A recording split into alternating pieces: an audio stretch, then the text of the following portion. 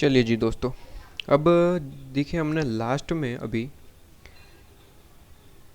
Chapter देखा आपके पास में इंट्रोडक्शन टू इंडेज, जिसमें हमने कंसेप्ट भी रिवाइज किया और प्लस हमने आईसीएम मॉड्यूल के सारे जो क्वेश्चंस बनते हैं वो कंप्लीट कर दिए। ठीक है, अब इसके बाद नेक्स्ट हम स्टार्ट करने जा रहे हैं आपके पास में नेक्स्ट चैप्टर, आपके पास में यूनिट कह सकते हैं, चैप्टर कह सकते हैं, कहते हैं इंडेज 16, इंडियन अकाउंटिंग स्टैंडर्ड 16 हम स्टार्ट करने जा रहे हैं। इंडेज 16 आपके पास में, ठीक है। इंडेज 16 का नाम है प्रॉपर्टी प्लांट इक्विपमेंट, जिसे हम शॉर्ट में पीपीई कहते हैं। ये आप बेसिकली इंटर लेवल पे भी पढ़े होंगे अकाउंटिंग स्टैंडर्ड के अंदर। हाँ, हो सकता है कि ये अकाउंटिंग स्टैंडर्ड जो है उसका नंबर थोड़ा सा अलग हो, लेकिन उससे अभी कोई मतलब नहीं, हमें तो ये नंबर याद रखने हैं जो इंडेज के दिए गए हैं। अब जो इंटर का है अकाउंटिंग स्टैंडर्ड नंबर वो भूल जाए आपके पास में, ठीक है। तो कहते हैं कि इंडियन अकाउंटिंग स्टैंडर्ड 16, जिसका नाम है पीपी प्रॉपर्टी प्लांट इक्विपमेंट, ये हम स्टार्ट करने जा रहे हैं। अब बात ऐसी है कि ये स्पेसिफिकली ये चैप्टर जो है वो बहुत बड़ा है, तो मैंने ऐसा सोचा है कि हम एक काम करते हैं।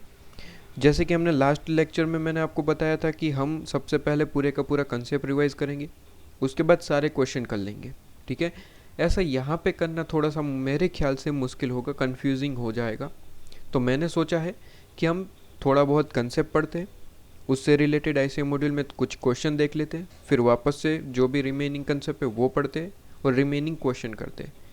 तो मैंने इस तरीके का सोचा कि कंसेप्ट पढ़े, उससे रिलेटेड कुछ क्वेश्चन देखें, फिर वापस से थोड़ा सा कंसेप्ट पढ़े, वापस से क्वेश्चन देख लेते हैं, ठीक है।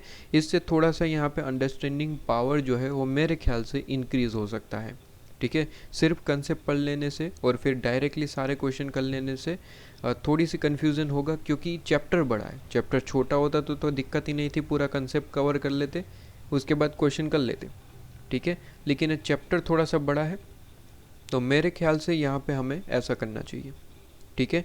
तो आइए इंडेज 16 को हम स्टार्ट करते हैं। सबसे पहले इंडेज 16 जो आपको नाम दे रखा है कि प्रॉपर्टी प्लांट इक्विपमेंट, ये प्रॉपर्टी प्लांट इक्विपमेंट का मतलब क्या होता है ये सबसे पहले हमें समझना है। बाकी सारी बात में तो ठीक है, बातें बाद में होती रहेगी। सबसे पहले तो ये जो प्रॉपर्टी प्लांट इक्विपमेंट हम बोल रहे हैं, इसका क्या मतलब निकल के आता है। तो इसका मतलब निकल के आता है आपके सामने यहाँ पे लिखा हुआ है आपके आईसीएम मॉड्यूल में ही। कहते हैं प्रॉपर्टी प्लांट इक्विपमेंट कोई भी असेट बन सकता है, कोई भी असेट, बस उसे 3 कंडीशन कंप्लीट करनी पड़ेगी, ठीक है।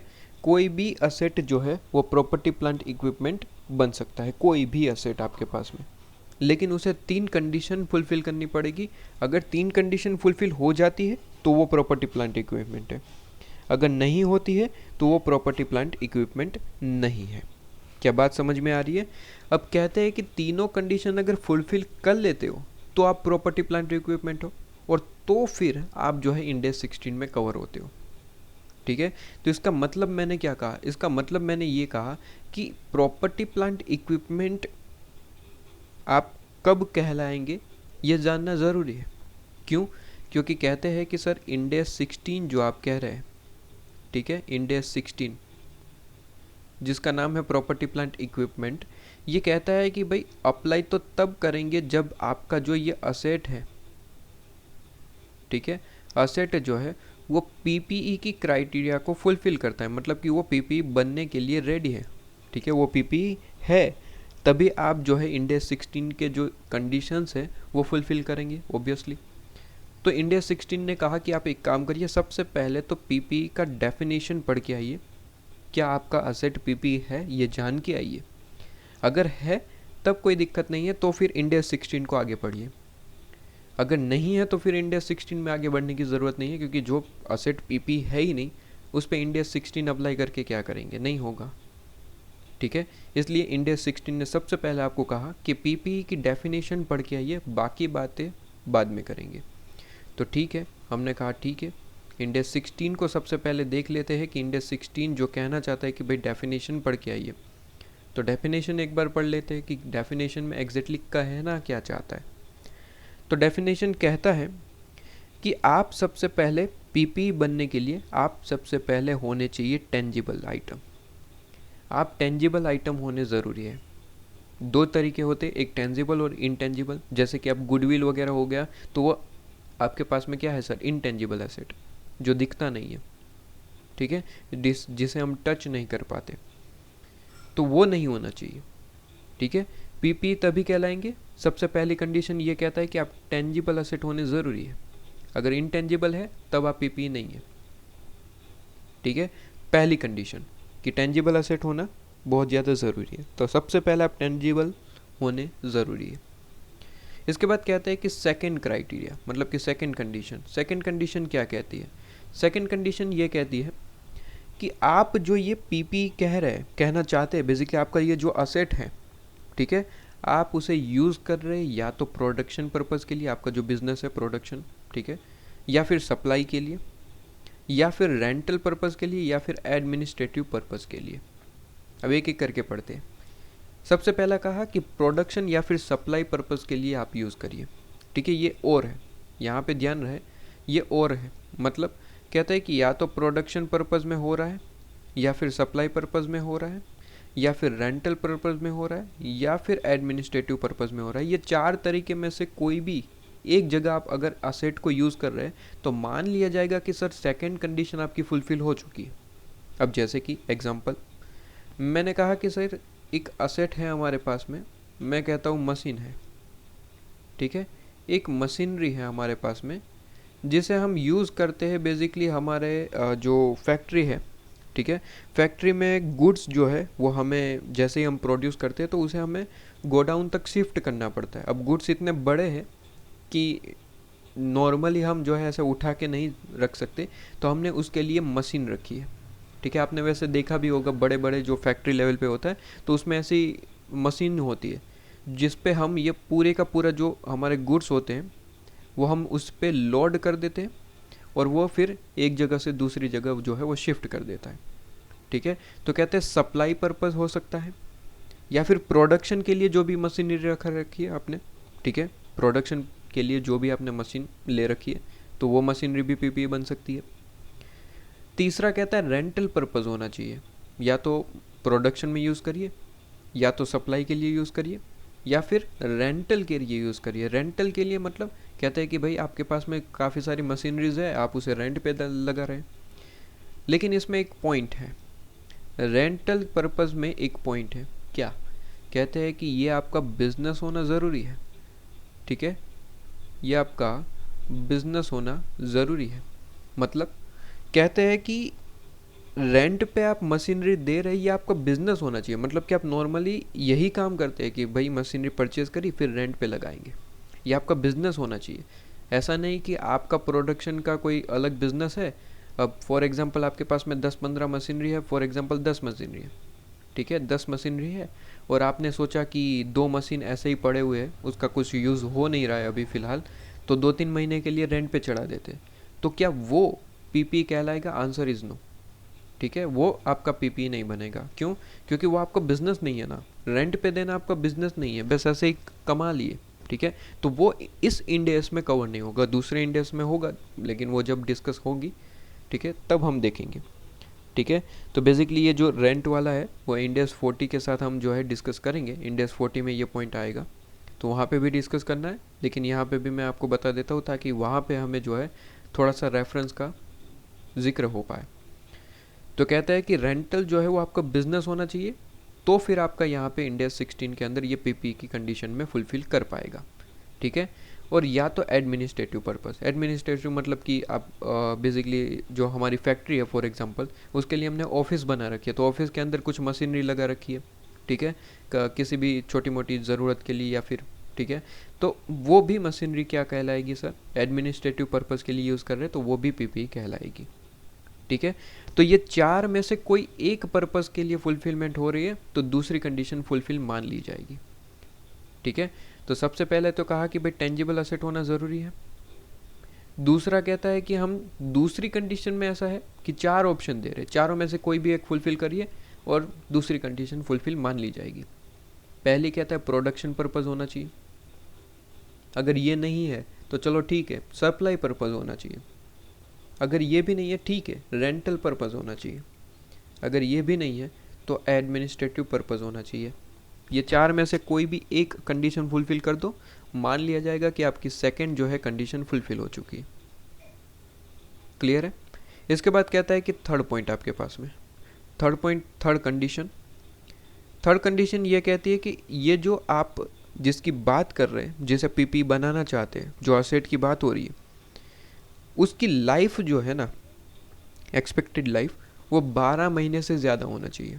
1 पीरियड जिसे हम कहते हैं 1 पीरियड, ठीक है। 1 पीरियड मतलब कि 12 मंथ से ज़्यादा होनी चाहिए एक्सपेक्टेड यूज़ आपके पास में, ठीक है। मतलब कि वो मशीनरी जो है वो 12 महीने से ज़्यादा तक चलनी चाहिए, ठीक है। तो बेसिकली तीनों की तीनों कंडीशन फुलफिल करेंगे तब जाके आप क्या बन पाएंगे सर? प्रॉपर्टी प्लांट इक्विपमेंट, ठीक है। तब जाके क्या बन पाएंगे? Property plant equipment. हाँ, ये बात अलग है कि दूसरी कंडीशन में थोड़ी सी आपको रिलीफ दे रखी, 4 ऑप्शन दे दिए, ठीक है, कि चारों में से कोई भी एक आपके पास में फुलफिल करेंगे, दूसरी कंडीशन फुलफिल मान ली जाएगी, ठीक है। तो याद रखिए कि पीपी तभी कहलाएगा, प्रॉपर्टी प्लांट इक्विपमेंट अब तभी बनेंगे, ठीक है, प्रॉपर्टी प्लांट इक्विपमेंट तभी बनेंगे जब आप तीनों की तीनों कंडीशन फुलफिल करेंगे। कोई एक कर पा रहे, कोई दूसरी नहीं कर पा रहे, तो ये पीपी नहीं है, प्रॉपर्टी प्लांट इक्विपमेंट नहीं है। तीनों की तीनों कंडीशन आपको फुलफिल करनी है। सबसे पहला, आप टेंजिबल होने चाहिए। दूसरा, या तो प्रोडक्शन पर्पज़ के लिए यूज़ होना चाहिए, या यूज़ सप्लाई होना चाहिए, या फिर आपका रेंटल पर्पज़ होना चाहिए। लेकिन ध्यान रहे, रेंटल आपका बिजनेस होना चाहिए। अगर नहीं है तो फिर आप पीपी में नहीं आएंगे, ठीक है। तो रेंटल पर्पज़ के लिए यूज़ कर रहे हैं तो सबसे पहले ये देखना कि क्या ये आपका बिजनेस ही है। अगर बिजनेस है तो अब तो कोई दिक्कत नहीं है कि रेंट पे देना हमारा बिजनेस ही है, तो यहाँ पे सेकंड कंडीशन फुलफिल मान ली जाएगी। लेकिन बिजनेस नहीं है, ऐसे ही दे रहे, तो फिर वो आपकी सेकंड कंडीशन फुलफिल नहीं मानी जाएगी, ठीक है। तो फिर वो आपके पास में जब हम इंडेस 40 देखेंगे तो वहाँ पे आपके पास में ज़्यादा डिस्कशन हो पाएगी, ठीक है। तो कहते हैं कि रेंटल आपका बिजनेस होना चाहिए, ये ध्यान रखिएगा, या फिर एडमिनिस्ट्रेटिव पर्पज़, इनमें से कोई भी आप फुलफ़िल करिए, ठीक है। तो सेकंड कंडीशन आपकी फुलफ़िल मान ली जाएगी। क्या ये चीज़ आपके पास में क्लियर है? ये सेकंड कंडीशन आपके पास में कंप्लीट। तो सेकंड कंडीशन अगर फुलफ़िल कर लेते हो तो थर्ड कंडीशन पे आ जाना। थर्ड कंडीशन क्या है सर? कहते हैं थर्ड कंडीशन है कि 12 महीने से ज़्यादा उसका एक्सपेक्टेड यूज़ होना चाहिए। और नॉर्मली होते हैं मशीनरी के 12 महीने से ज़्यादा ही यूज़ होते हैं, ठीक है, तो उसमें तो कोई दिक्कत नहीं है। तो थर्ड कंडीशन तो बस ऐसे नॉर्मली है आपके पास में, बाकी हर एक असेट का नॉर्मली 12 महीने से ज़्यादा होता ही है नॉर्मली, ठीक है। तो मेन तो पहली और दूसरी कंडीशन रही, और पहले भी नॉर्मली आपके पास में असेट है तो टेंजिबल होना तो ज़रूरी है। तो बेसिकली मेन पॉइंट इस डेफिनेशन का क्या है? सेकंड वाला, कंडीशन नंबर 2। फर्स्ट और थर्ड तो वैसे भी होने वाली है, मेन पॉइंट इज सेकंड आपके पास में, कि प्रोडक्शन पर्पस में यूज़ कर रहे, सप्लाई में यूज़ कर रहे, रेंटल में कर रहे, एडमिनिस्ट्रेटिव, ठीक है। तो कहते हैं इन चारों में से कहीं पे भी एक जगह यूज़ करना होना ज़रूरी है इसकी।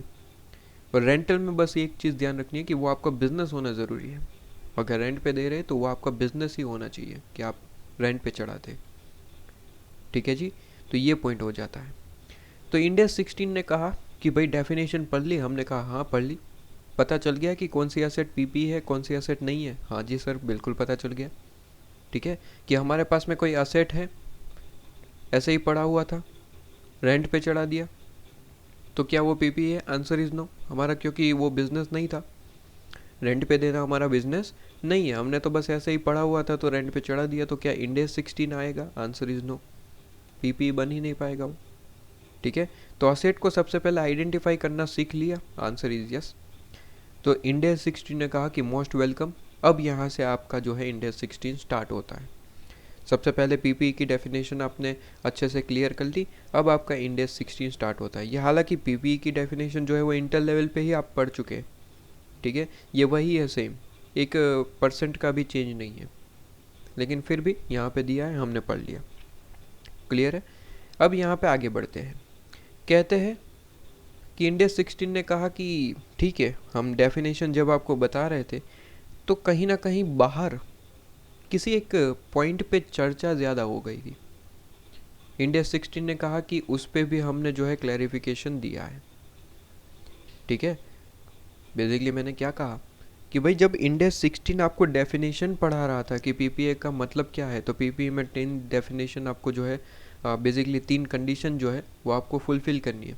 उसी टाइम पे बाहर, क्लासरूम के बाहर कहीं ना कहीं एक फ़ाइट चल रही थी। तो इंडेक्स 16 वहाँ पे गया और देखा कि क्या हो रहा है। तो कुछ मुद्दा इस तरीके का रहा कि दूसरे भी इंडेक्स वहाँ पे आए हुए थे। इंडेक्स 16 वहाँ पे गया और पूछा कि भाई क्या हो गया।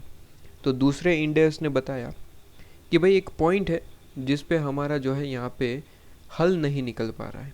इंडेक्स 16 ने कहा कि बताइए क्या पॉइंट है। तो बाकी के जो हमारे इंडेक्स हैं उन्होंने इंडेक्स 16 को पूरी कहानी बताई। कहानी कुछ ऐसी थी कि सर आपको पता ही होगा, दूसरे इंडेक्स ने इंडेक्स 16 से कहा कि सर आपको पता ही होगा कि सर डिफरेंट डिफरेंट तरीके के प्लांट्स होते हैं, ठीक है, और बेसिकली हम इसे लिविंग प्लांट्स कहते हैं, लिविंग एनिमल्स भी होते हैं। इंडेक्स 16 ने कहा कि हाँ सर हमें पता है, ठीक है ना। दूसरे इंडेक्स ने क्या कहा कि सर आपको पता है कि सर लिविंग प्लांट्स होते हैं,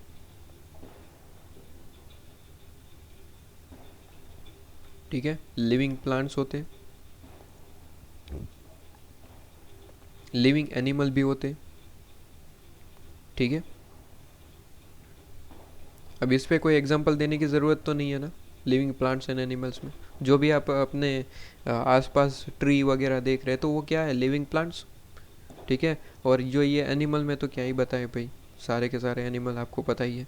तो ये लिविंग प्लांट्स और एनिमल्स की चर्चा हो रही थी। दूसरे इंडेक्स ने इंडेक्स 16 से कहा कि आपको पता ही है कि भाई लिविंग प्लांट्स भी होते हैं, एनिमल्स भी होते हैं। इंडेक्स 16 ने कहा हाँ, तो इसमें दिक्कत क्या है। तो दूसरे इंडेक्स ने कहा कि सर इसमें दिक्कत ये है कि बात ये है कि इसको कौन इंक्लूड करेगा, कौन सा इंडेक्स इंक्लूड करेगा और कौन नहीं करेगा, इसमें थोड़ी सी चर्चा चल रही है। इंडेक्स 16 ने कहा हाँ जी, पॉइंट तो बड़ा इंटरेस्टिंग है।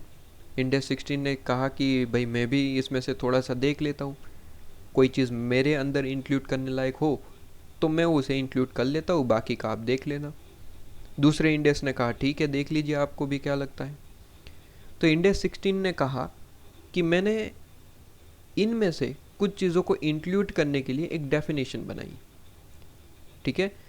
अगर वो डेफिनेशन आप फुलफ़िल करते हैं तो वो आप जो है क्या हो जाएंगे सर, वो भी इंडेक्स 16 के अंदर इंक्लूड हो जाएंगे। ये specifically living plants and animals के लिए बनाया था। तो इंडेक्स 16 ने कुछ इस तरीके की बात कही, कहते हैं कि सबसे पहले तो ये जो एनिमल दिख रहे हैं उसे हम इंक्लूड नहीं करेंगे, इंडेक्स 16 ने कहा। इंडेक्स 16 ने कहा, पीपीई ने, ठीक है, एनिमल्स को जाने दो, एनिमल जो है वो हम इंक्लूड नहीं करेंगे, वो आप देख लो कहीं दूसरे इंडेक्स में आता है तो ठीक है। इंडेक्स 16 ने ऐसा कहा। दूसरे इंडेक्स ने कहा ठीक है, एनिमल्स को हम देख लेंगे, आप बताइए आप क्या कहना चाहते हैं। तो इंडेक्स 16 ने कहा कि लिविंग प्लांट्स जो आप कह रहे हैं, जो ये लिविंग प्लांट्स जो आपने वर्ड यूज़ करा, ठीक है, उसमें से मैं कुछ चीज़ों को इंक्लूड करना चाहता हूँ। दूसरे इंडेक्स ने कहा ठीक है करिए, कौन सा क्या चीज़ें इंक्लूड करना चाहते हैं। तो कहते हैं इंडेक्स 16 ने कहा, इंडेक्स 16 ने कहा आपके पास में, ठीक है, इंडेक्स 16 ने क्या कहा आपसे। इंडेक्स 16, इंडेक्स 16 ने आपसे कहा कि भाई हम जो है प्लांट्स में से कुछ ही प्लांट्स को इंक्लूड करेंगे।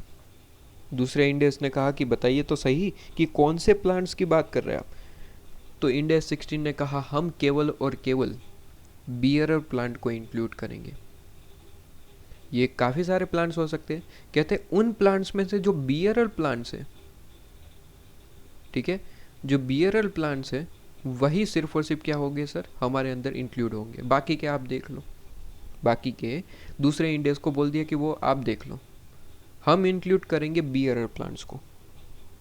अब दूसरे इंडेक्स जो है वो चर्चा में आ गए कि ये बियरल प्लांट का क्या मतलब होता है। सबसे पहले तो बियरल प्लांट का मतलब समझना पड़ेगा ना। तो कहते हैं कि ठीक है, इंडेक्स 16 ने कहा कि सबसे पहले हम बियरल प्लांट को समझा देते हैं, उसके बाद हम ये जो बात है ये आगे की चर्चा हम करेंगे। तो दूसरे इंडेस ने कहा कि हाँ बताइए जल्दी से कि बियरर प्लांट का मतलब क्या होता है। तो कहते हैं कि सर बियरर प्लांट का मतलब क्या है। तो कहते हैं बियरर प्लांट का मतलब है कि ऐसे प्लांट्स जिसका आप यूज़ कर रहे हैं फॉर द प्रोडक्शन पर्पस या फिर सप्लाई पर्पस। ठीक है, दूसरे इंडियंस को पता तो ज़्यादा नहीं चला, मतलब इतना बोलने से तो दूसरे इंडियंस ने बस ऐसा यस यस कर दिया, लेकिन समझ तो कुछ नहीं आया। इंडिया 16 ने कहा ठीक है हम समझाएंगे, सबसे पहले पूरा सुन तो लीजिए। तो इंडिया 16 ने कहा कि हम ये कह रहे थे कि बियरर प्लांट का मतलब है कि ऐसे प्लांट जिसका आप यूज़ कहाँ पे कर रहे हैं सर, प्रोडक्शन या फिर सप्लाई पर्पस के लिए कर रहे हैं। दूसरा कहता है कि उसकी लाइफ 12 महीने से ज़्यादा है, 1 पीरियड मोर देन, आपके पास में 1 पीरियड मतलब 12 महीने से ज़्यादा है एक्सपेक्टेड लाइफ। उस प्लांट की जो एक्सपेक्टेड लाइफ है वो 12 महीने से ज़्यादा है। ठीक है, और तीसरा कहता है कि उसके रिमोट लाइकलीहुड चांसेस, मतलब कि बहुत ही कम चांस, बहुत ही लेस चांसेस है कि आप उस ट्री को, उस प्लांट को जो है वो डायरेक्टली आप एज अ स्क्रैप बेच देंगे। ठीक है, उसके सेल करने के चांसेस बहुत ज़्यादा कम है, मतलब आप उसे सेल नहीं करेंगे, आप उसे प्रोडक्शन पर्पस के लिए ही यूज़ करेंगे। तो कहते हैं तीनों कंडीशन फुलफिल करेंगे तो वो बियरर प्लांट होगा, और अगर वो बियरर प्लांट है तो इंडिया 16 उसे मोस्ट वेलकम कहता है कि भाई हमारे अंदर आप इंक्लूड होंगे। इतना कहते ही इंडिया 16 तो चुप हो गया।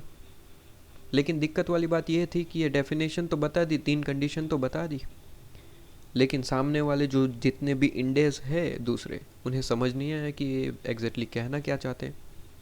ठीक है, तो इंडिया 16 ने कहा ठीक है हम आपको एग्जाम्पल से समझाते हैं।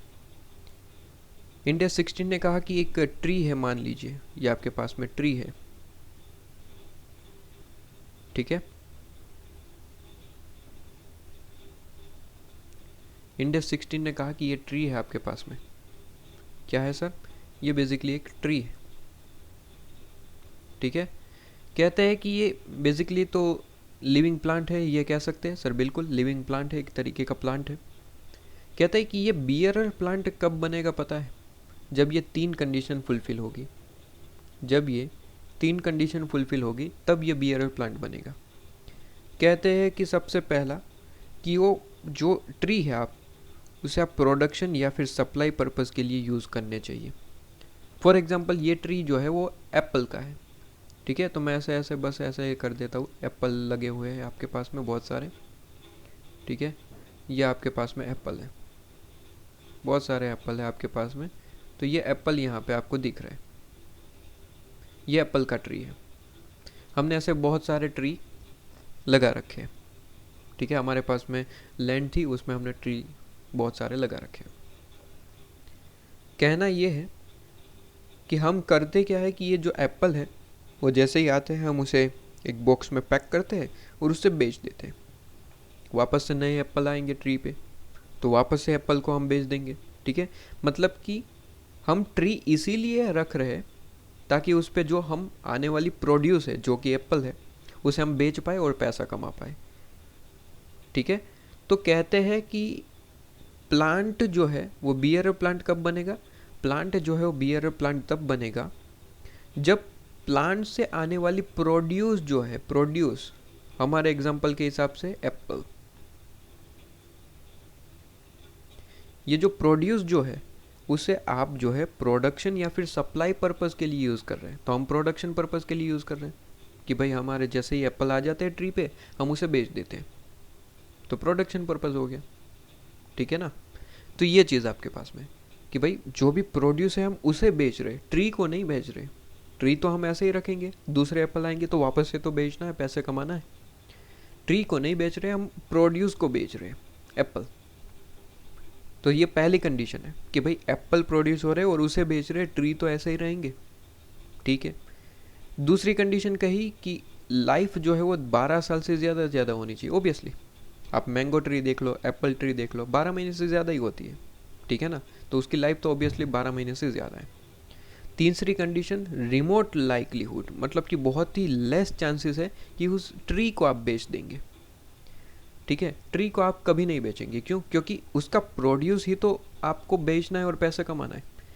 ठीक है। तो ट्री को तो आप कभी बेचने वाले नहीं है, बस ऐसे लेस चांसेस है, कहता है कि एक्सेप्ट कभी ऐसा हो गया कि फॉर एग्जांपल ट्री की लाइफ ख़त्म हो गई तो बस उसे काट के जो है उसकी लकड़ियाँ बेच दी एज अ स्क्रैप, या फिर ट्री बिगड़ गया है, ठीक है, मतलब उसमें खराबी हो गई है तो आपने बेच दिया, वो बात अलग है। लेकिन वो आपका बिल्कुल भी पर्पज़ नहीं है कि आप ट्री बेचना चाहते हैं। हाँ, वो एक्सपेक्टेड आपके पास में जो एक्सेप्शन हो जाएंगे कभी रीज़न, तो वो बेच दिया तो वो कोई दिक्कत नहीं, वो इंडेक्स 16 में आएगा। एक्सेप्शन है इसके, तो इंडेक्स 16 ने कहा कि एक्सेप्शन है, अगर वैसा कुछ हुआ है तो कोई दिक्कत नहीं, वो बियरल प्लांट ही माना जाएगा और इंडेक्स 16 में ही आएगा, ठीक है। लेकिन ध्यान रहे वो ट्री को काट के बेचना वो आपका पर्पज़ नहीं होना चाहिए। बस ऐसा कई बार ऐसा रीज़न हो जाता है जिसकी वजह से आपको काटना पड़ा और बेच दिया एज अ स्क्रैप, तो बात अलग है। बाकी आपका पर्पज़ ये होना चाहिए कि ट्री को नहीं बेचेंगे, हम उसकी प्रोड्यूस को एज अ बिज़नेस बेच देंगे, तो वो पीपी की कंडीशन में आ जाएगा, मतलब बेसिकली इंडेक्स 16 कवर कर लेगा। तो दूसरे इंडेक्स को पता चला अब कि हाँ जी बियरर प्लांट कहते किसको है। तो ये जो एप्पल है, ठीक है, जिसे हम प्रोड्यूस करवा रहे हैं ट्री के थ्रू और उसे बेच रहे हैं, तो ये बेसिकली आपके पास में क्या हो गया सर, ये बेसिकली आपके पास में ये चीज़ हो जाती है। तो ये जो ट्री है उसे हम बियरल प्लांट कहेंगे, ये ट्री है वो क्या बन गया सर, बियरल प्लांट। और ये जो बियरल प्लांट है वो इंडेक्स 16 में कवर हो गया। अब बात क्लियर है। तो ये जो ट्री है वो बन गया बियरल प्लांट, और बियरल प्लांट बन गया तो इंडेक्स 16 की कंडीशन उस पर आ जाएगी, इतनी सी बात थी। तो दूसरे इंडेक्स ने कहा कि सर अगर कोई ऐसा प्लांट है जो बियरल प्लांट नहीं है, फॉर एग्जांपल हम खेती करते हैं, तो खेती में तो ऐसी चीज़ें होती है कि हम जो है उसे प्रोड्यूस करते हैं और 3-4 महीने बाद उसे हार्वेस्ट मतलब कि उसे काट के जो है बेच देते हैं, तो वो क्या बियरल प्लांट है? आंसर इज नो, वो बियरल प्लांट नहीं है। तो दूसरे इंडेक्स ने कहा कि क्या उसे आप इंक्लूड करेंगे? इंडेक्स 16 ने कहा नहीं, हम केवल और केवल प्लांट में, लिविंग प्लांट में बियरर प्लांट को ही इंक्लूड करेंगे, बाकी का आप देख लो। दूसरे इंडेक्स ने कहा ठीक है, और इतना ही कहते इंडेक्स 16 जो है वो यहाँ वहाँ से निकल गए कि भाई हमारा काम हो गया, हमने थोड़ा सा आपका काम आसान कर दिया, हमने एक चीज़ को जो है अपने अंदर इंक्लूड कर लिया और हम निकल जाते हैं, बाकी का फिर आप देख लो। तो ठीक है, तो कहानी कुछ इस तरीके की हुई कि सबसे पहले पीपीई जो इंडेक्स 16 है, प्रॉपर्टी प्लांट इक्विपमेंट, उन्होंने सबसे पहले आपको डेफिनेशन पढ़ाई कि भाई डेफिनेशन पढ़ लीजिए सबसे पहले, ठीक है, कि पीपी का मतलब क्या होता है। तो कहते हैं उसके लिए 3 कंडीशन फुलफिल कर दो, पीपी बन जाएगा। पहली, टेंजिबल होना ज़रूरी है। दूसरी, उसका एक्सपेक्टेड जो लाइफ है वो 1 साल से मतलब कि 12 महीने से ज़्यादा होना चाहिए। और तीसरी कंडीशन, या तो आप उसे बिजनेस पर्पज़ के लिए यूज़ करिए, सप्लाई के लिए यूज़ करिए, रेंटल के लिए, या फिर एडमिनिस्ट्रेटिव के लिए। अगर ये तीनों की तीनों कंडीशन फुलफिल हो गई तो मान लिया जाएगा कि आप पीपी है। और अगर पीपी है तो क्या हो जाएगा सर, इंडेक्स 16 अप्लाई हो जाएगा। और जब आपको डेफिनेशन पढ़ा रहा था कौन, इंडेक्स 16, तो बाहर कहीं चर्चा हो रही थी दूसरे इंडेक्स की। क्या चर्चा थी?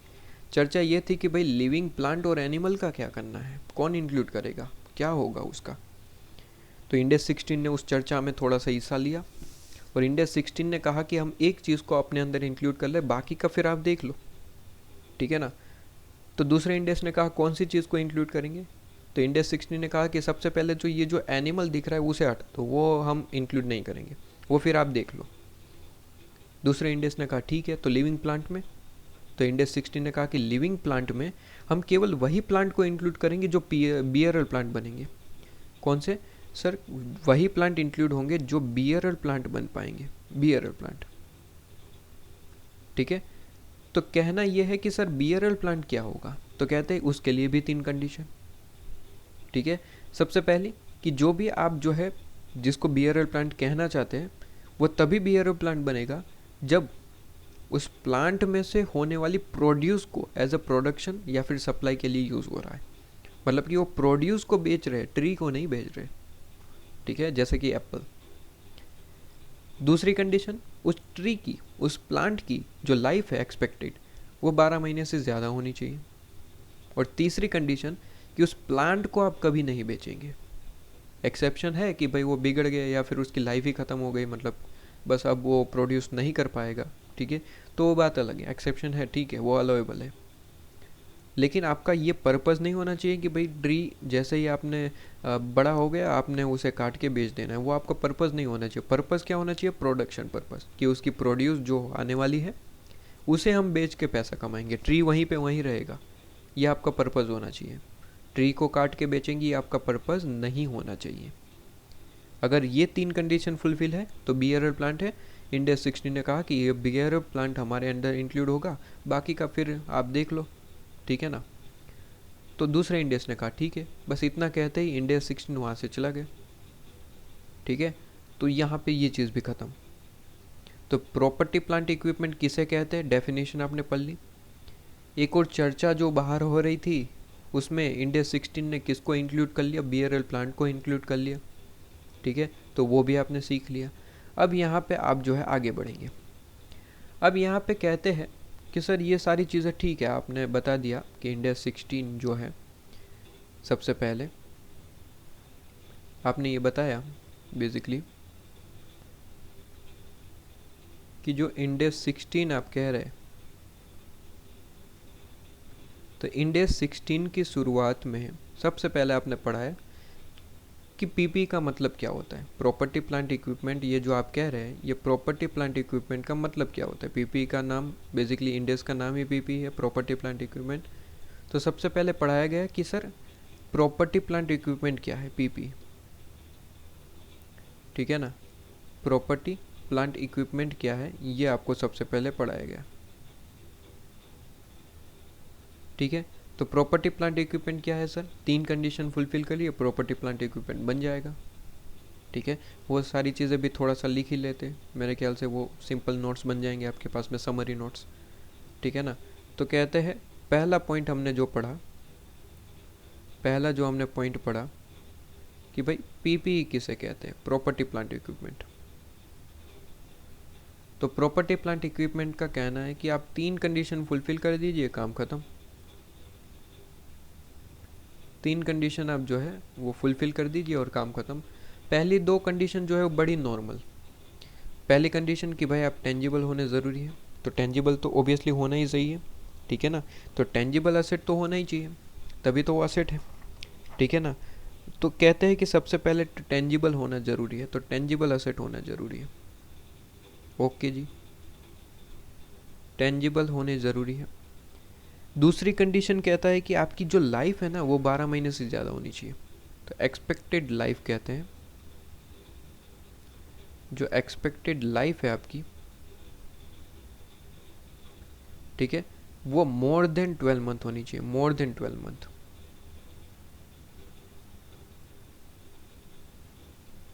ठीक है। मोर देन आपके पास में क्या होना चाहिए सर, 12 मंथ्स होनी चाहिए। क्या ये चीज़ आपके पास में क्लियर है? और तीसरी कंडीशन कहते थे कि आप जो ये प्रॉपर्टी प्लांट इक्विपमेंट बनाना चाहते हैं जिस भी असेट को, उसमें आपको थोड़ा सा ध्यान रखना है। कहता है कि उस असेट का यूज़ जो है वो आप जो है 4 पर्पज़ में से कोई एक पर्पज़ के लिए कर रहे हैं, ठीक है। यहाँ पे आपको ऑप्शन दिए गए कि 4 में से कोई भी एक। पहला पर्पज़ कहता है कि भाई प्रोडक्शन पर्पज़ के लिए यूज़ कर लो, प्रोडक्शन पर्पज़ के लिए यूज़ कर लोगे तो मान लिया जाएगा कि तीसरी कंडीशन फुलफिल है, प्रोडक्शन। या फिर फॉर एग्जांपल आप जो है उसे सप्लाई पर्पज़ के लिए यूज़ कर लो, सप्लाई, ये और है, ध्यान रखिएगा। मतलब कि तीसरी कंडीशन में आपको 4 ऑप्शंस दिए गए, चारों में से कोई एक, ठीक है ना। तीसरा कह दिया गया कि भाई ठीक है प्रोडक्शन नहीं, सप्लाई नहीं, रेंटल पर्पज़ के लिए कर लो, रेंटल पर्पज़, ठीक है, और है। और फिर फोर्थ कंडीशन आपको बताई गई कि चलो ठीक है प्रोडक्शन नहीं, सप्लाई नहीं, रेंटल नहीं, एडमिनिस्ट्रेटिव पर्पज़ के लिए, ऑफिस पर्पज़ कहीं आपने लगा रखा है, ठीक है, तो कहते हैं एडमिनिस्ट्रेटिव पर्पज़ के लिए कर लो, तो वहाँ पे भी कोई दिक्कत नहीं है, तो भी इंक्लूड कर लेंगे, ठीक है। कहते हैं एडमिन पर्पज़। क्या ये बात क्लियर है आपके पास में? ये भी और मतलब कि तीसरी कंडीशन में 4 ऑप्शन है, ठीक है। तो कहते हैं कि भाई मेन जो ये 3 कंडीशन है वो तो आपको फुलफिल करनी ही पड़ेगी, वो तो आपको फुलफिल करनी पड़ेगी। तो प्रॉपर्टी प्लांट इक्विपमेंट किसे कहेंगे? प्रॉपर्टी प्लांट इक्विपमेंट जो है वो तभी बनेगा जब, कहते हैं प्रॉपर्टी प्लांट इक्विपमेंट तभी बनेगा जब आपके पास में क्या होगा सर, जब वो टेंजिबल असेट होगा। ठीक है, पहली कंडीशन हो गई टेंजिबल असेट, फर्स्ट कंडीशन। दूसरी कंडीशन कहता है कि 12 महीने से ज़्यादा आपकी जो है वो लाइफ होनी चाहिए, एक्सपेक्टेड लाइफ। और तीसरी कंडीशन आपके पास में क्या बन गई? तीसरी कंडीशन में आपको 4 ऑप्शन दिए गए बेसिकली। तीसरी कंडीशन हो गई कि भाई प्रोडक्शन पर्पज़ या फिर सप्लाई पर्पज़ या फिर रेंटल या फिर एडमिनिस्ट्रेटिव पर्पज़ के लिए यूज़ कर लो। तो ये बेसिकली पीपीई की डेफिनेशन हो गई, ये आपको पढ़ाया गया। इसके बाद जैसे कि मैंने आपको कहा कि भाई बाहर चर्चा हो रही थी किसी पॉइंट पे। क्या पॉइंट की चर्चा थी? पॉइंट ऐसा था कि भाई बियरर प्लांट को जो है वो पीपीई मतलब कि बनाया गया, पीपीई बनाया गया, मतलब कि इंडेक्स 16 के अंदर इंक्लूड कर लिया गया। तो बेसिकली हेडिंग ये रहा कि बियरर प्लांट को इंक्लूड करा गया, bearer plant.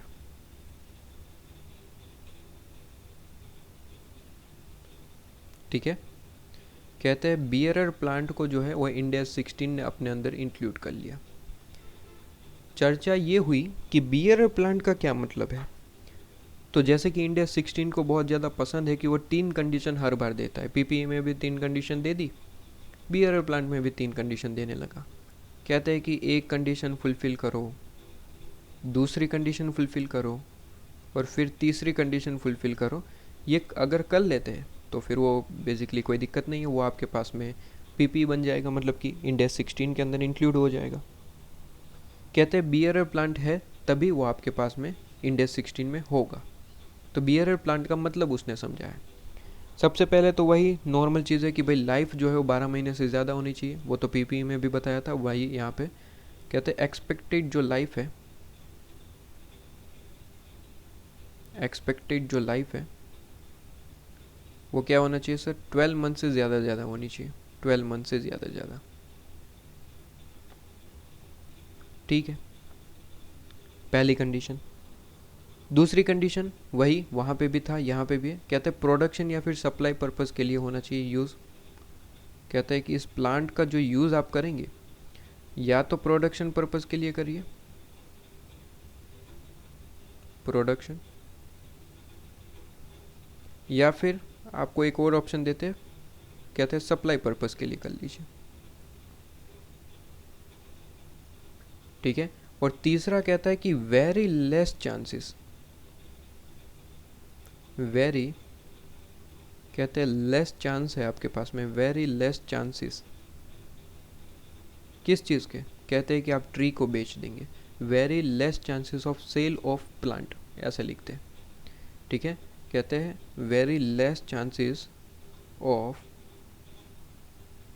Cell of plant. इस प्लांट को बेचने के आपके पास में कोई चांस नहीं है। ठीक है, मतलब इस प्लांट को तो आप कभी नहीं बेचेंगे।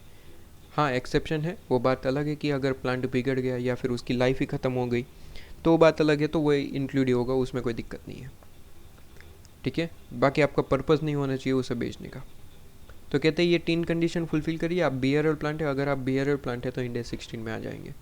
पहली कंडीशन कि लाइफ जो है 12 महीने से ज़्यादा होनी चाहिए। दूसरी कंडीशन कि आप या तो उसे प्रोडक्शन पर्पज़ में यूज़ करिए या फिर सप्लाई पर्पज़ में यूज़ करिए, किसको? प्लांट को। ठीक है ना। और तीसरा कहता है कि वेरी लेस चांसेस है कि आप उस प्लांट को बेच देंगे। ठीक है, ये 3 कंडीशन अगर फुलफिल होती है तो आप बियरर प्लांट है और बियरर है तो इंडिया 16 में आ जाएंगे। ठीक है ना। तो ये चीज़ आपके पास में, सबसे पहले इंडिया 16 ने आपको 2 डेफिनेशन पढ़ाने की कोशिश करी। ठीक है, एक तो मेन डेफिनेशन कि भाई जैसा नाम है पहले तो उसे ही समझ लेते, पीपी है क्या, तो वो आपको समझाया। फिर एक बाहर चर्चा हो रही थी तो उसकी भी बात आपको साथ ही साथ पढ़ा दी कि भाई बियरर प्लांट को हमने इंक्लूड कर लिया, आपको पता होना चाहिए। ठीक है, अब यहाँ से इंडिया 16 ने अपनी चर्चा स्टार्ट करी। कहते हैं कि सर आपने ये तो पढ़ लिया कि कौन पीपी है और कौन पीपी नहीं है। अगर ये 2 डेफिनेशन जो ये आपके पास में ऊपर 2 डेफिनेशन पढ़ाई, एक पीपी की डेफिनेशन और दूसरी बियरर प्लांट, इसके अलावा कोई है तो वो पीपी नहीं है, वो इंडिया 16 में नहीं आएगा। ठीक है, तो किसी भी असेट को ये दो डेफिनेशन में से कोई एक डेफिनेशन, मतलब कि अगर वो प्लांट है तो बियर और प्लांट की डेफिनेशन ख़त्म कर दो, अगर कोई दूसरी असेट है तो पीपी की कंडीशन फुलफ़िल कर लो। अगर वो हो जाती है, ठीक है, तो आप क्या है सर, प्रॉपर्टी प्लांट इक्विपमेंट है और इंडेक्स 16 में आप आ जाएंगे। हमने कहा ठीक है, कोई दिक्कत नहीं है। कहते हैं कि चलो सर ये तो बात हो गई कि भाई पीपी हो गया, लेकिन उससे होगा क्या? क्वेश्चन इज कि इससे होगा क्या? अगर कोई असेट को हम आइडेंटिफाई कर ले कि भाई ये पीपी नहीं है, प्रॉपर्टी प्लांट इक्विपमेंट है, दूसरा नहीं है, तो इससे होगा क्या, मतलब क्यों है इतनी मेहनत? तो इंडेक्स 16 ने कहा कि अब तो आपका चैप्टर स्टार्ट हुआ है, ये मेहनत क्यों करनी है वो अब आपको पता चलेगा। कहते हैं कि मेन पॉइंट इज मेजरमेंट। ठीक है, मेन पॉइंट क्या है सर? मेजरमेंट है आपके पास में।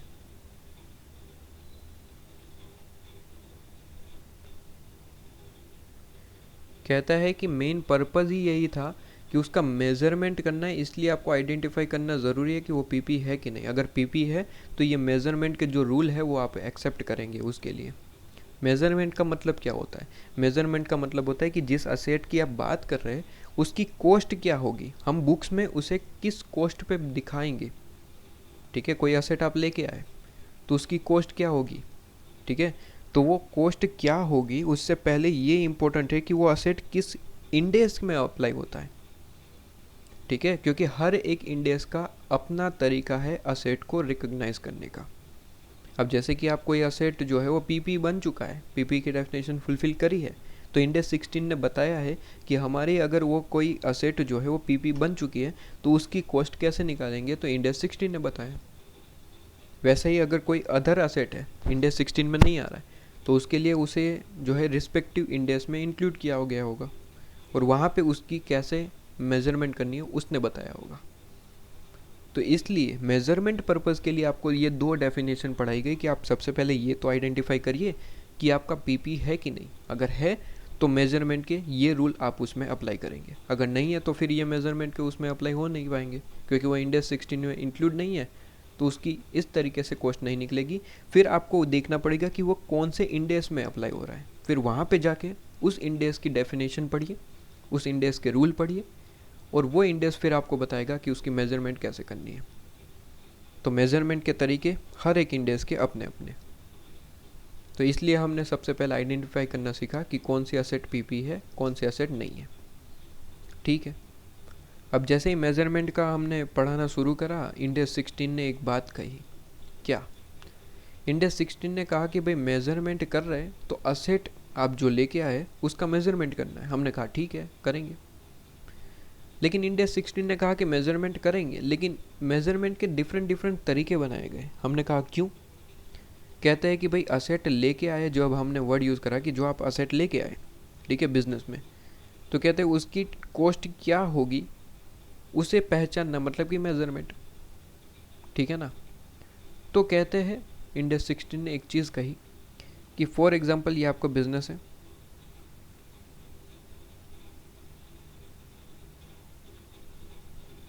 ठीक है, ये आपका क्या है सर? बिजनेस है।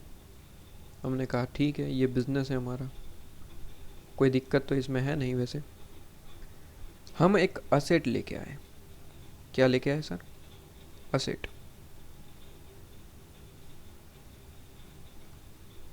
ठीक है, हम क्या लेके आए सर? असेट लेके आए।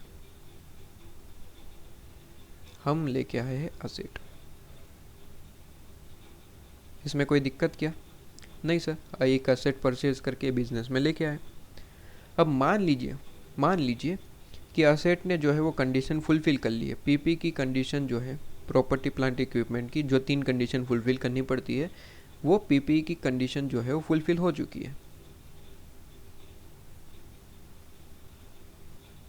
ठीक है, कंडीशन फुलफिल हो चुकी है, मान लेते हैं, ठीक है ना, कि भाई इसकी लाइफ भी 12 साल से ज़्यादा है, प्रोडक्शन पर्पज़ के लिए हम यूज़ करने वाले हैं। और तीसरी कंडीशन क्या थी? तीसरी कंडीशन टेंजिबल, ओबियसली टेंजिबल है। ठीक है, तो कंडीशन फुलफिल कर ली है, हमने मान लिया। ठीक है, अब ये पीपी के कंडीशन में आ चुका है, मतलब कि ये असेट पीपी बन चुका है। कहते हैं ये जो असेट लेके आए उसको कॉस्ट किस कॉस्ट पे दिखाएंगे, इस असेट की कॉस्ट क्या होगी ये जानना मतलब कि मेजरमेंट। इस असेट की हमें क्या जानना है सर, कॉस्ट जाननी है, ठीक है। इस असेट की हमें क्या जानना है सर, कॉस्ट जाननी है, कि हमें ये असेट कितने में पड़ा, हमें बुक्स में कितने में रिकॉर्ड करना है, ये इंपॉर्टेंट है। कितने में पड़ा ये इंपॉर्टेंट नहीं है, बुक्स में कितने में रिकॉर्ड करोगे एज़ पर रूल, वो आपको इंडेस बताएगा। कितना खर्चा किया वो तो थोड़ी ना, वो तो आप बताएंगे कि भाई 5 लाख में मशीन लेके आए, वो तो बुक्स में तो आप कुछ भी बता देंगे कि 6 लाख में लेके आए, 10 लाख में लेके आए, ऐसे नहीं, ठीक है ना। इंडेस ने स्पेसिफिकली रूल बताया कि आप इस तरीके से जो है इसे शो करेंगे। तो कहना है इंडेस 16 का कि अगर वो पीपी है तो हम बताते हैं कि मेजरमेंट कैसे करोगे, लेकिन मेजरमेंट के लिए इंडेस 16 ने कहा कि असेट को लेके आने के भी डिफरेंट डिफरेंट तरीके हो सकते हैं। हमने कहा कैसे, कहते हैं कि हो सकता है असेट जो है ये आप लेके आ रहे हैं, ठीक है, ये जो असेट आपने लेके आए यहाँ पे जो है हम इस तरीके से ही ड्रॉ करते हैं। ये जो आप असेट लेके आए फॉर एग्जांपल, ठीक है, ये जो हमें असेट दिख रहा है बेसिकली, ठीक है, ये जो हमें असेट दिख रहा है बेसिकली, या तो आप इसे परचेज करके लेके आए होंगे। परचेज का क्या मतलब है सर, परचेज का मतलब है कि फॉर एग्जांपल 5 लाख का मशीन परचेज करके आए, 5 लाख पे कर दिए, मशीन लेके आए, ख़त्म, परचेज कहते हैं इसको। दूसरा एक और चीज़ हो सकता है कि सेल्फ कंस्ट्रक्टेड, मतलब कि परचेज नहीं कि आपने खुद बनवाया है। कई सारे ऐसे भी असेट होते हैं भाई, फैक्ट्री लेवल पे कई सारे ऐसे मशीनरी होते हैं खुद से बनवाने पड़ते हैं, मतलब कि स्पेसिफिक ऑर्डर देना पड़ता है कि भाई बनवा के, तो डायरेक्टली नहीं मिलते, बनवाने पड़ते हैं, स्पेसिफिक ऑर्डर देने पड़ते हैं। तो कहता है कि परचेज करके लेके आए, या फिर आप हो सकता है सेल्फ कंस्ट्रक्टेड है, बनवाया है आपने, ठीक है, तो कहते हैं सेल्फ कंस्ट्रक्टेड है, ठीक है, कंस्ट्रक्टेड, ठीक है।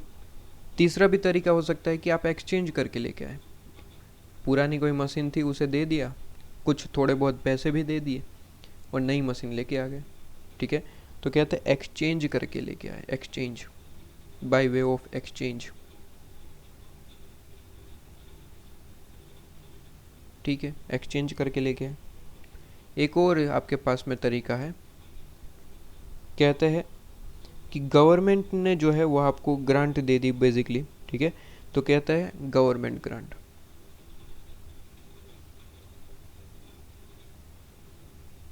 By way of government grant, government ने ग्रांट दी इसलिए हम परचेज करके आए, ठीक है, वरना तो हम परचेज नहीं करने वाले थे, गवर्नमेंट ग्रांट मिल रही थी, हमने परचेज कर लिया, तो ये भी एक तरीका हो सकता है। अब जो ये गवर्नमेंट ग्रांट वाला तरीका है ना, वो इंडेस 20 है। ये क्या है सर, इंडेस 20 है, तो इसकी चर्चा यहाँ पे नहीं होगी, वो इंडेस 20 में होगा, क्योंकि वो यहाँ पे इंडेस 20 में है, यहाँ पे नहीं डिस्कस करा गया, तो वो चीज़ ख़त्म। पढ़ना है हमें 3 चीज़ें, या तो परचेज करके, या फिर सेल्फ कंस्ट्रक्ट, या फिर एक्सचेंज करके। इंडेस 16 ने कहा कि सबसे पहले चर्चा करते हैं कि अगर आप परचेज करके लेके आए तो क्या होगा, ठीक है, तो इंडेस 16 ने कहा कि फॉर एग्जांपल अगर आप परचेज करके लेके आए तो क्या होगा, ठीक है, सेल्फ कंस्ट्रक्टेड करके लेके आए तो क्या होगा, और एक्सचेंज करके लेके आए तो क्या होगा। गवर्नमेंट ग्रांट का डिस्कशन यहाँ पे नहीं होगा, वो इंडेस 20 में, ठीक है। तो कहते हैं सबसे पहले बात कर लेते हैं कि परचेज करके लेके आए तो क्या। तो कहते हैं अगर आप परचेज करके लेके आए ना, तो सबसे पहले तो जो आपने परचेज कॉस्ट पे करी है वो आपकी कॉस्ट में इंक्लूड हो जाएगी, उसमें तो कोई दिक्कत ही नहीं है। अगर असेट परचेज करके आए, असेट का फॉर एग्जांपल 5 लाख आपने पे किया है, तो 5 लाख तो आपकी कॉस्ट में आएगा ही आएगा, ये तो नॉर्मल चीज़ है, ये तो हर किसी को पता चलता है। तो कहते हैं परचेज कॉस्ट तो आनी आनी है, परचेज कॉस्ट वो तो लेंगे ही लेंगे, उसमें कोई दिक्कत थोड़ी ना है, परचेज कॉस्ट तो आनी थी, आएगी। कहते हैं प्लस, इंडेस ने कहा कि कुछ और चीज़ें भी आप अपनी कॉस्ट में ऐड कर सकते हैं। क्या क्या, कहते हैं कि प्लस करेंगे आप कोई ड्यूटीज़ एंड टैक्सेस पे कर रहा है, ठीक है, कोई ड्यूटी एंड टैक्सेस आपने पे करा है तो वो आप ऐड कर सकते हैं, वो भी आपकी कॉस्ट ही है। लेकिन इसमें एक पॉइंट है, मैं अभी बताता हूँ। सबसे पहले तो परचेज़ के लिए जो भी आपने प्राइस पे करा वो लेंगे। टैक्सेस वगैरह आपने पे करा है, जीएसटी वगैरह पे किया है, ठीक है, तो वो भी आप ऐड करेंगे कॉस्ट में, वो भी आपकी कॉस्ट ही है, ठीक है।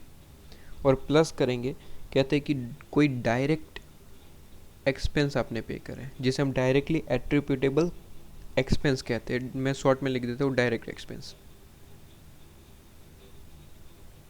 डायरेक्ट आपके पास में एक्सपेंसेस।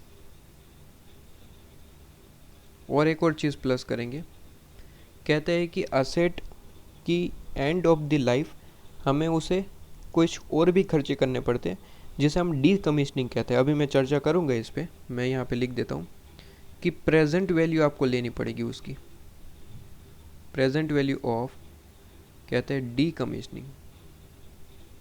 डी कमीशनिंग आपके पास में, डी कमीशनिंग, ठीक है।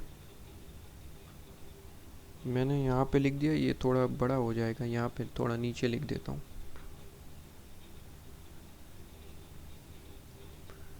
मैं लिख देता हूँ present value of,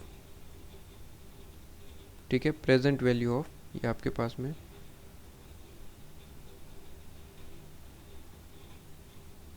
D commissioning, present value of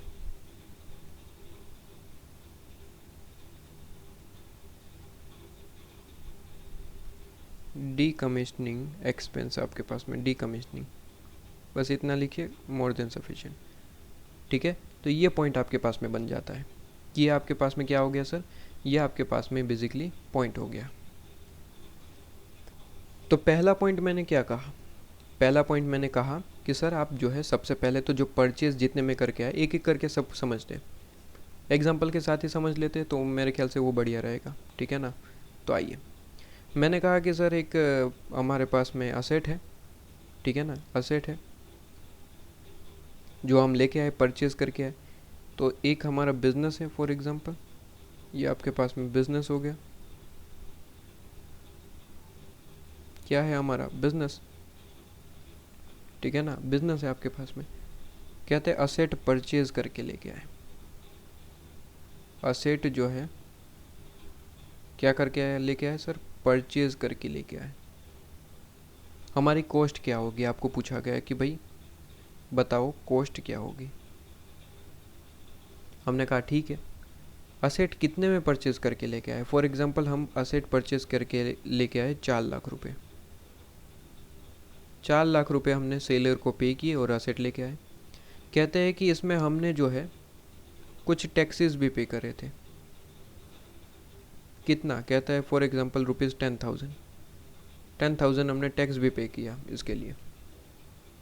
कहते हैं कि कुछ एक्सपेंस भी करने पड़े, किस चीज़ के, कहते हैं असेट भाई अपने सेलर के पास से अपने गोडाउन तक लाएंगे, ठीक है ना, तो एम्प्लॉय का खर्चा, वो जो ट्रांसपोर्ट एक्सपेंस, ठीक है, एम्प्लॉय भी रखने पड़े क्योंकि असेट बहुत भारी था, तो एम्प्लॉय रखने पड़े कि भाई वो उठा के हमारे गोडाउन तक शिफ्ट करेंगे, ठीक है। प्लस वो असेट इतना कॉम्प्लिकेटेड था कि हमें स्पेसिफिकली एम्प्लॉय को ही बुलाना पड़ा कि वो फिटिंग वगैरह कर दे, ठीक है, हमारे बस की बात नहीं थी। ये थोड़ी ना टीवी फ्रिज खरीदा है कि भाई एक बस प्लग खरीदा और एक प्लग वगैरह लगा दिया और चालू।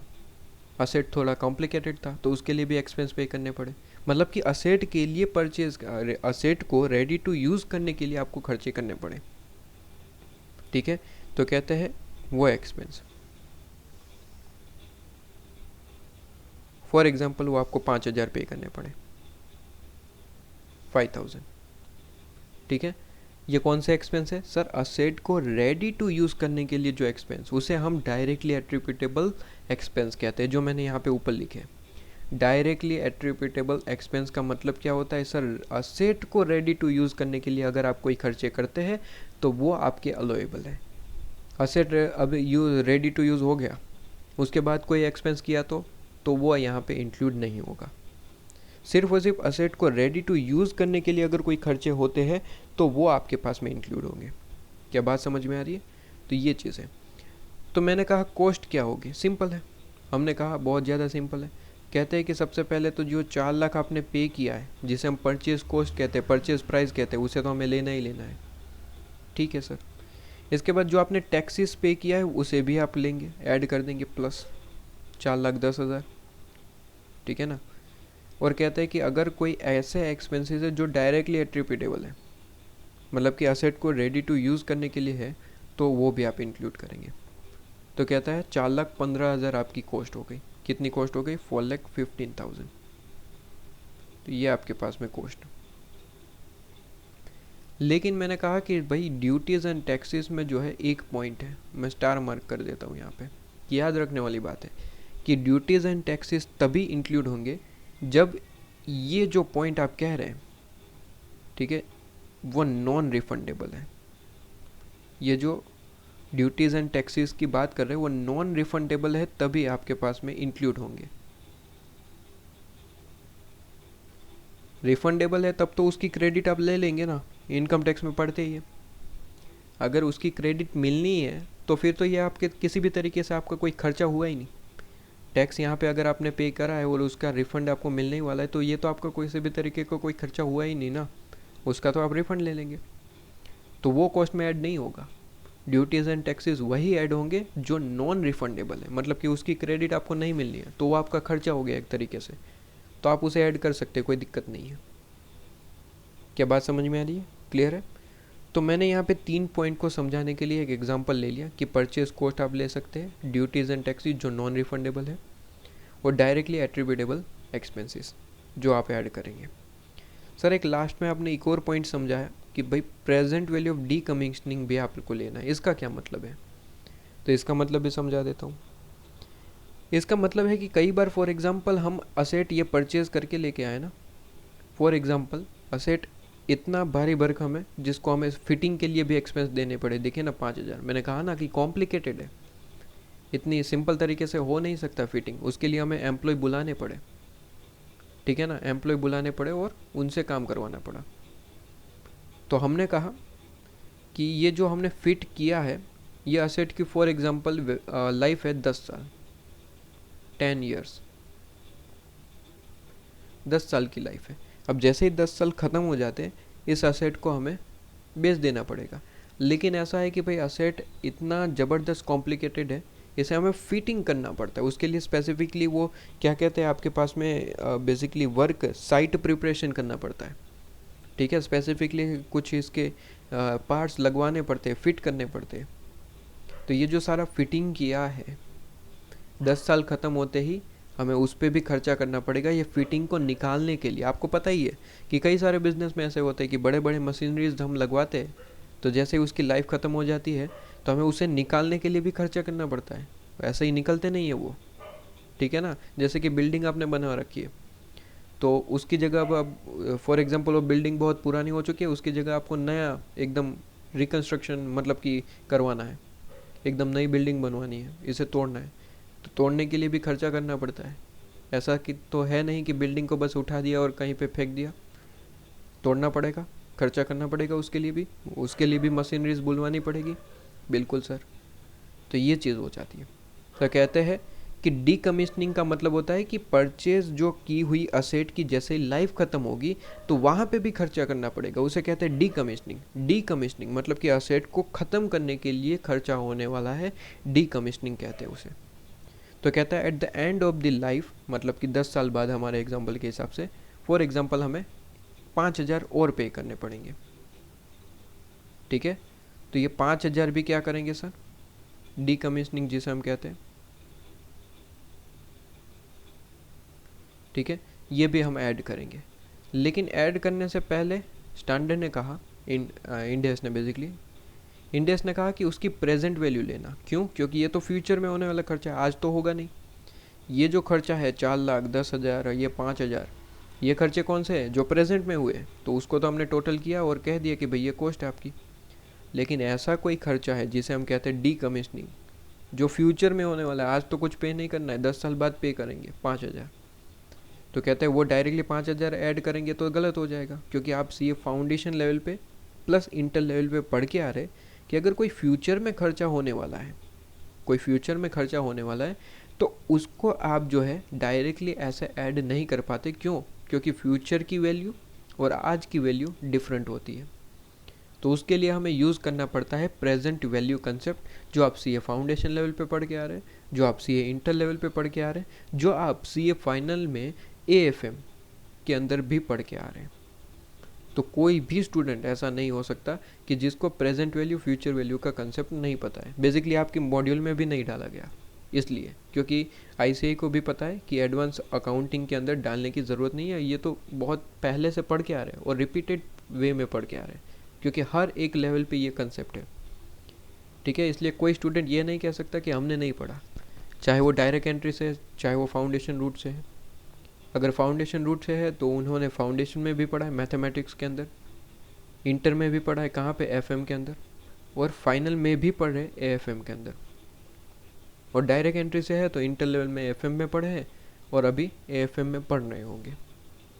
ठीक है, तो ये अकाउंट का कंसेप्ट नहीं है, ये आपके पास में एफएम का कंसेप्ट है। क्लियर है? तो इसलिए यहाँ पे नहीं डाला गया कि प्रेजेंट वैल्यू क्या होता है, फ्यूचर वैल्यू क्या होता है। ऑलरेडी पढ़ के आ रहे हैं, पढ़ाने की क्या ज़रूरत है, ये पॉइंट हो जाता है। तो कहते हैं फ्यूचर में जो वैल्यू है उसे प्रेजेंट में लेके आना है, और प्रेजेंट में लेके आने के लिए आपको पता होगा इंटर लेवल पे आपको एक आर दिया जाता था। आर का मतलब रेट, कि कौन से रेट से जो है उसे डिस्काउंट किया जाए, कौन से रेट से उसकी फ्यूचर वैल्यू को प्रेजेंट में लेके आया जाए। वो रेट ऑलवेज क्वेश्चन में देते थे, तो वो तो आज भी देंगे आपको। ठीक है, कोई डी कमीशनिंग एक्सपेंस अगर क्वेश्चन में दिया है तो उसके लिए रेट भी देंगे। फॉर एग्जांपल हमने दे दिया 10%, कि 10% रेट है, जाओ कैलकुलेट करो। तो आपको क्या करना है सर? वही जो इंटर वाला फॉर्मूला यूज़ करना है कि भाई कोई भी फ्यूचर की वैल्यू को प्रेजेंट में लाना है तो एक फॉर्मूला था, याद करिए, r is equal to 1 divide by 1 plus r की पावर n। ये फॉर्मूला था, पढ़ा था आपने, कोई ना नहीं बोल सकता क्योंकि तीनों लेवल पे पढ़ते हैं। ठीक है, तो कोई ऐसा स्टूडेंट है जो फाउंडेशन से नहीं आया, डायरेक्ट एंट्री से, इंटर में से आया, तो वो भी पढ़े, तो कोई मना कर ही नहीं सकता। और प्लस एएफएम में अभी पढ़ रहे होंगे, एएफएम में भी ये कंसेप्ट है, मतलब बेसिकली यूज़ होते हैं। ठीक है ना, तो ये चीज़ हो जाती है। तो ये जो फॉर्मूला है बस उसमें वैल्यू पुट करके 5000 से मल्टीप्लाई कर दो, काम ख़त्म। बात समझ में आ रही है? एन का मतलब क्या था सर यहाँ पे? ये जो आप एन लिखवा रहे हैं सर, एन का मतलब क्या है? एन का मतलब है नंबर ऑफ लाइफ। एन का मतलब मैंने क्या कहा सर? एन का मतलब मैंने कहा नंबर ऑफ लाइफ, कि जो भी असेट की लाइफ कितनी है, number of life. Number of year लिख देता हूँ, ये सही रहेगा। नंबर ऑफ ईयर्स, कितने ईयर्स है? यहाँ पे हमारे एग्जांपल के हिसाब से 10 है, 10 साल है लाइफ। ठीक है, तो वह 10 साल लेंगे। आर का मतलब रेट, ऑलवेज क्वेश्चन में दिया होगा, जैसे कि मैंने दे दिया भाई 10% है, रेट आपको ऑलवेज क्वेश्चन देगा, हमें नहीं देखना है उसमें। ठीक है, तो बस इस वैल्यू में वैल्यू पुट करनी है, तो वो आपका एक डिस्काउंटिंग अमाउंट निकल के आएगा। ठीक है, जिसे आप 5000 से मल्टीप्लाई करेंगे तो वो प्रेजेंट वैल्यू आ जाएगी आपकी। जैसे कि हम यहाँ पे क्वेश्चन में देखते हैं कि भाई इसकी कॉस्ट क्या होगी, तो कॉस्ट हमें निकालनी पड़ेगी, 415 तो होगी नहीं। क्यों? क्योंकि डी कमीशनिंग है, उसे भी हमें ऐड करना है, लेकिन थोड़ा तरीके से ऐड करना है। तो कहते हैं कि इसको अगर कॉस्ट निकालनी है तो कॉस्ट क्या होगी, तो कहते हैं इंडेक्स 16 के हिसाब से कॉस्ट होगी आपके पास में, जो परचेज़ किया है वो तो लेंगे 4 लाख, 4 लाख रुपीज़, वो तो लेना था, लेंगे ही। कहते हैं प्लस 10,000 टैक्सेस में आपने पे किए हैं, लेकिन ध्यान रहे वो तभी लेंगे जब वो नॉन रिफंडेबल है। तो हमने ये देखा नॉन रिफंडेबल है, हमने ले लिया 10,000। प्लस कहते हैं कोई डायरेक्ट एक्सपेंस हुए, मतलब कि directly attributable expense, answer is yes, 5,000, तो हमने 5 ले लिए। प्लस कहते हैं कि अगर कोई डी कमीशनिंग एक्सपेंस है तो उसे भी लेना है, लेकिन ध्यान रहे डी कमीशनिंग डायरेक्टली 5,000 ऐड मत कर देना, उसे प्रेजेंट वैल्यू में कन्वर्ट करना पड़ेगा। डी कमीशनिंग का मतलब होता है at the end of the life of the asset वो खर्चा होगा, तो वो तो डायरेक्टली ऐड नहीं कर पाएंगे। कहते हैं प्रेजेंट में कन्वर्ट करो, तो बड़ा ही सिंपल है। कहते हैं जो अमाउंट है वो लिखो, हमने लिखा 5,000 है तो 5,000 लिखा। कहते हैं मल्टीप्लाई कर दो प्रेजेंट वैल्यू फैक्टर से, प्रेजेंट वैल्यू फैक्टर मतलब कि ये वाला फॉर्मूला में वैल्यू पुट करी और यहाँ पे लेके आई, मल्टीप्लाई करिए, आंसर आपके सामने होगा, वो ऐड करना है। कहते हैं कि मल्टीप्लाई करिए, हमारे पास में कैलकुलेटर कहाँ गया, मैं भी आपके साथ में कैलकुलेट करता हूँ। कहते हैं 1 divide by 1 plus r, r मतलब कि 10% है, ठीक है, रेट जिसे हम कहते हैं 10% है, और एन कितना है, 10 साल है, 10 ईयर है। तो बस वैल्यू पुट करिए, मैं भी कैलकुलेट करता हूँ, आप भी करिए, थोड़ा सा मैं याद करवा देता हूँ। वैसे मेरी रिस्पॉन्सिबिलिटी नहीं है ये सारी चीज़ें याद करवाने की। कई रेगुलर क्लासेस में ये नहीं पढ़ाते कि भाई फाउंडेशन से पढ़ के आ रहे क्या पढ़ाना, ठीक है ना, लेकिन मुझे विश्वास है कि कितने स्टूडेंट को याद होता है, ठीक है ना, याद इतना होता ही नहीं है भाई, एकदम ज़ीरो माइंडेड होते हैं।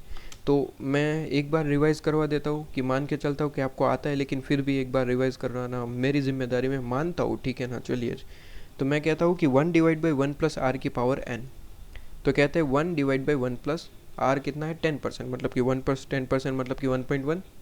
तो कहता है 1 डिवाइड बाई 1.1 करना है। तो कैलकुलेटर में करा 1 divide by 1.1 is equal to, तो 0.9090 आ रहा है, ठीक है। ये इज इक्वल टू कितनी बार और आपको प्रेस करते चलने हैं, कितनी बार, जितनी बार ईयर है, नंबर ऑफ लाइफ, 10 साल है तो 10 बार इज इक्वल टू प्रेस करिए, एक बार तो हो गया, 2 3 4 5 6 7 8 9 10। तो आपके सामने आंसर आ रहा होगा 0.3855, ठीक है। बस डिजिट के बाद आप मतलब कि पॉइंट के बाद 4 डिजिट ले लीजिए, मोर देन सफिशिएंट, ज़रूरत नहीं उससे ज़्यादा लेने की बेसिकली, ठीक है ना। तो 10 साल की लाइफ थी, बस हमने मल्टीप्लाई करा, 5000 इंटू आप कर दीजिए 5000 मल्टीप्लाई 3.3855, तो ये आपके पास में कितना आ गया, कहता है 1928 कर देता हूँ, ठीक है ना। आप राउंड फिगर ले सकते हैं, कोई दिक्कत नहीं है, ठीक है। और 27 भी लेंगे तो कोई गलत नहीं है, कोई गलत नहीं मानेगा, ठीक है। तो ये आपके पास में 28, तो ये चीज़ हो जाती है, ठीक है। तो कहते हैं कि यहाँ पे 5000 नहीं लेने थे, 1928 लेना था, और ये जो अब आपके पास में आंसर आया वो आपकी कॉस्ट होगी, ठीक है। तो कितनी निकल के आई, कैलकुलेट करिए। तो कहता है 4 लाख प्लस 10,000 प्लस 5,000 और प्लस 1928 जो डी कमीशनिंग कॉस्ट है, present value of D commissioning cost.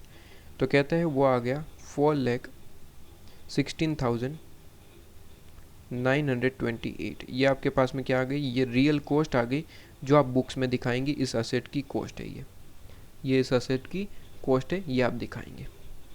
तो क्या बात समझ में आई, तो ये पॉइंट हो जाता है। तो डी कमीशनिंग का एक पॉइंट था जो समझने लायक था, जो फाउंडेशन लेवल से पढ़ के आ रहे हैं, लेकिन फिर भी आपको बता दिया मैंने कैसे कैलकुलेट होता है।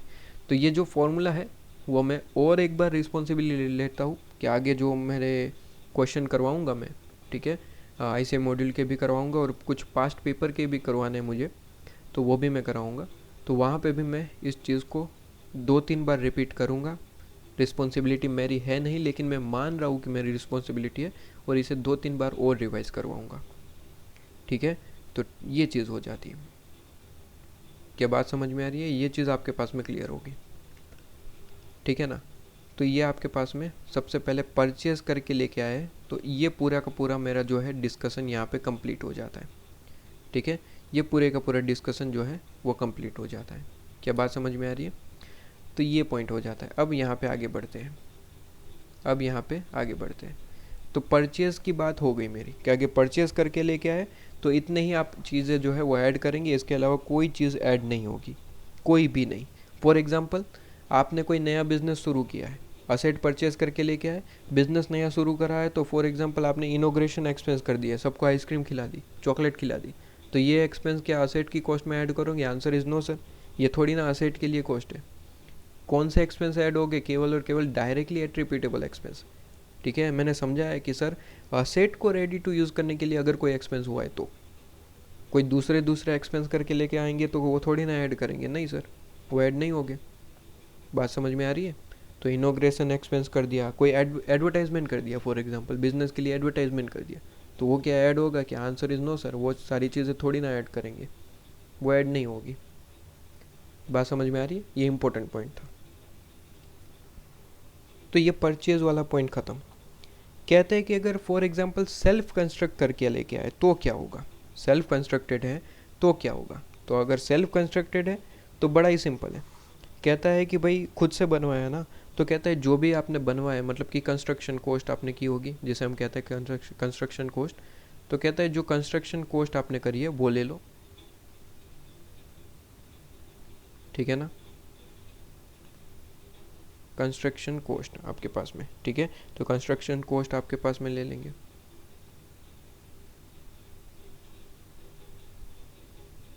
और अब इसमें ऐड कर देना फॉर एग्जांपल असेट के लिए कोई आपने लोन वगैरह ले रखी है तो उस पर जो है इंटरेस्ट के एक्सपेंस हो रहे हैं, जिसे हम बेसिकली बोरोइंग कॉस्ट कहते हैं, ठीक है। AS16 आई थिंक आपके पास में इंटर लेवल पे था, ठीक है, ये वही है, बस यहाँ पे इंड AS 23 हो गया है।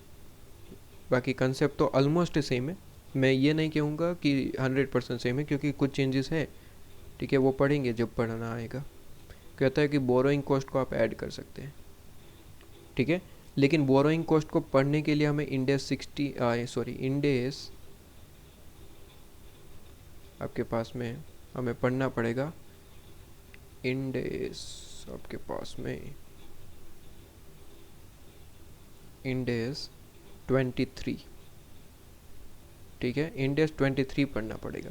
तो मैं ये कह सकता हूँ कि ये पॉइंट आपको तब समझ आएगा जब इंड AS 23 पढ़ लेंगे हम, ठीक है। तो फिलहाल के लिए बस इतना छोड़ के दीजिए आप, इतना पढ़ के कि भाई कंस्ट्रक्शन कॉस्ट आपने जितनी भी करी है वो सारी की सारी चीज़ें करेंगे, और प्लस अगर आपने कोई बोरोइंग कॉस्ट करी है तो वो लेंगे, लेकिन वही फालतू के खर्चे नहीं लेंगे, जो कि मैंने अभी अब आपको बताया। फालतू के खर्चे फॉर एग्जांपल कोई एबनॉर्मल लॉस हो गया, ठीक है, कोई आपने एडवर्टाइजमेंट एक्सपेंस कर दिया, लेबर स्ट्राइक पे चले गए, तो वो असेट के लिए थोड़ी ना कोई लॉसेस या फिर एक्सपेंस है, तो वो ऐड नहीं करेंगे, ठीक है। स्पेसिफिकली जो असेट जिसकी आप पीपी बना रहे, जिसको आप बता रहे कि ये पीपी हो चुका है, उसके लिए खर्चे हैं तो ही ऐड करेंगे। जैसे कि हमने यहाँ पे परचेज में भी कहा कि असेट को परचेज किया तो परचेज कॉस्ट, असेट के लिए कोई टैक्सेस पे किया वो लेंगे, असेट के लिए कोई एक्सपेंस पे किया वो लेंगे, ठीक है, असेट को निकालने के लिए कोई खर्चा किया डीकमीशनिंग वो लेंगे। लेकिन कोई फालतू के खर्चे, इनॉग्रेशन हो गया, लेबर स्ट्राइक में चले गए तो उसमें कुछ लॉस हो गया, ठीक है, अब नॉर्मल लॉस हो गया, तो वो नहीं लेंगे, वो नहीं आएंगे आपके पास में। क्लियर है, तो ये पॉइंट हो जाता है। तो ये हो गया आपके पास में क्या सर, सेल्फ कंस्ट्रक्टेड वाला पॉइंट, जो कि अभी फॉर एग्जांपल आप पेंडिंग रखेंगे, ठीक है ना।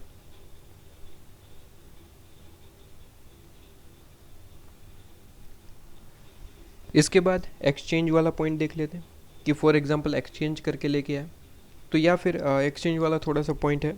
बेसिकली एक्सचेंज वाले पॉइंट पे जाने से पहले मैं सोच रहा हूँ कि जो परचेज पे जितने भी क्वेश्चन है वो कर लेते हैं, 1-2 क्वेश्चन है बस, एक पास्ट पेपर का है, एक आपके ICA मॉड्यूल का है, 2 करा दूंगा, परचेज का काम खत्म, ठीक है। तो परचेज पे हम क्वेश्चन देख लेते हैं, उसके बाद एक्सचेंज पे जाएंगे। एक्सचेंज का थोड़ा सा पॉइंट है बड़ा, ठीक है ना, तो वो थोड़ा सा करना पड़ेगा आपके पास में, तो ये पॉइंट हो जाता है, ठीक है। तो चलिए, तो एक्सचेंज पे सबसे पहले क्वेश्चन देख लेते हैं, या फिर टाइम थोड़ा सा हो गया ना, तो एक काम करते हैं, नेक्स्ट हम चैप्टर मतलब कि नेक्स्ट लेक्चर में परचेज पे क्वेश्चन देखेंगे और फिर एक्सचेंज का पॉइंट स्टार्ट कर देंगे। इस वीडियो को यहाँ पे एंड करता हूँ ताकि आप क्या कर पाए, यहाँ तक का सारे चीज़ें जो है रिवाइज़ कर पाए। वैसे ज़्यादा कुछ हमने पढ़ा नहीं है, बस डिस्कशन ज़्यादा हो गया हमारे से, ठीक है।